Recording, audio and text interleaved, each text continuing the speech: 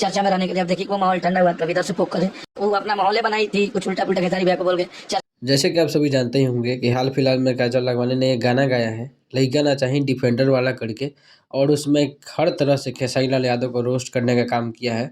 और पूरी की पूरी जब गाना आप ध्यान से सुनिएगा तो इस गाने पर अभी 4,27,000 केवल कंट्रोवर्सी के चलते व्यूज किया है। और इस गाने पे इतना कंट्रोवर्सी होने के बाद इसमें सारी की सारी हरकतें जो भी खेसारी लाल को डायरेक्ट टारगेट करके बोला गया है, और बहुत सारा स्टेटस रिप्लाई स्टोरी बहुत सारी चीज़ें की जा रही हैं खेसारी लाल के खिलाफ। और तब जाके उस पर अखिलेश कश्यप का इंटरव्यू आया जिस पर उन्होंने कहा कि हम लोग अगर इस इनके ऊपर कोई गाना गवा दें जितना चीज़ हम जानते हैं, तो सब कोई आके कहेगा कि लड़की का ऐसे कर रहा है, लड़की के साथ वैसे कर रहा है। और यहाँ तक कि गाने में जो गाना डिफेंडर कार्ड यूज़ किया गया है, वो भी डिफेंडर सेम कलर है जो खेसारी भैया के पास का है।